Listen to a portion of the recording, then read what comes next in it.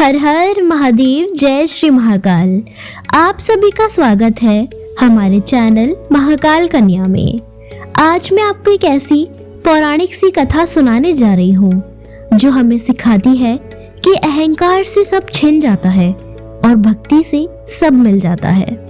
मित्रों, बहुत समय पहले की बात है। एक समृद्ध और शांत राज्य में राजा धर्मपाल और रानी लीलावती का शासन था। उनके 4 संतानें थी, 2 पुत्र वीरेंद्र और शौर्य और 2 पुत्रियां अमावस्या और पूर्णिमा। पूर्णिमा का मुख चंद्रमा के समान शांत और तेजस्वी था। वह प्रतिदिन प्रातः काल उठकर भगवान शिव की पूजा करती, तुलसी को जल चढ़ाती, मंदिर की सफाई करती, गरीबों को भोजन कराती और माता पिता की सेवा को ही अपना धर्म मानती थी। वही दूसरी ओर अमावस्या को राजसी ठाट बाट प्रिय था। उसे श्रृंगार, आभूषण और नौकरों पर हुक्म चलाना पसंद था। पूजा पाठ को वह समय की बर्बादी मानती और सेवा भाव से उसे कोई लगाव नहीं था। हालांकि स्वभाव अलग अलग थे, फिर भी दोनों बहनें एक दूसरे से प्रेम करती थी क्योंकि पूर्णिमा का हृदय बहुत विशाल था।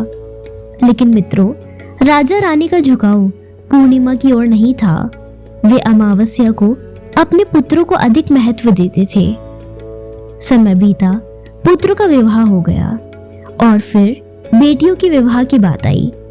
रानी लीलावती ने राजा से कहा, महाराज, पूर्णिमा साधारण स्वभाव की है, इसे किसी गरीब सरल परिवार में ही ब्याह दीजिए और भूलकर भी किसी बड़े घर में मत भेजिएगा। भजन कीर्तन वहां नहीं कर पाएगी। फिर रानी ने अमावस्या के लिए कहा, अमावस्या तो राजकुमारी है, इसे किसी धनवान और प्रतिष्ठित घर में ही भेजिए। राजा ने बिना ज्यादा सोचे अमावस्या का विवाह पास के राज्य के राजकुमार से और पूर्णिमा का विवाह एक साधारण किसान के बेटे से कर दिया। विदाई के समय अमावस्या को सोने, चांदी, दास दासी और शाही पालकी मिली, जबकि पूर्णिमा को केवल एक सादी साड़ी और एक तुलसी का पौधा देकर विदा किया गया। रानी मन ही मन मुस्कुराई। अब देखती हूँ यह पूजा पाठ गरीब के घर कैसे काम आता है। मित्रों, अमावस्या ऐशो आराम से रहने लगी और पूर्णिमा भगवान पर भरोसा रखकर अपने छोटे से घर में भी संतोष से जीवन जीने लगी। कुछ समय बाद अमावस्या ने अपने घर शिव चालीसा पाठ का आयोजन रखा। पूरा गांव बुलाया गया, लेकिन जानबूझकर पूर्णिमा को नहीं बुलाया। जब गांव की स्त्रियों ने पूर्णिमा से पूछा, बहन, तुम नहीं चलोगी? तो वह बोली, मुझे निमंत्रण नहीं मिला। स्त्रियों के आग्रह पर वह चुपचाप चली गई।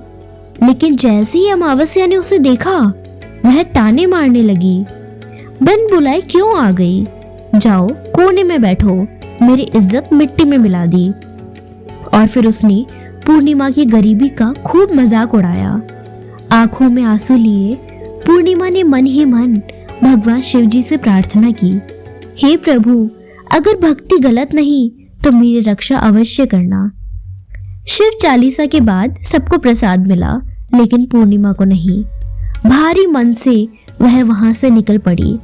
रास्ते में उसे एक एक करके तुलसी माता, शिवजी, काली माता और गंगा मैया बूढ़े रूप में मिले।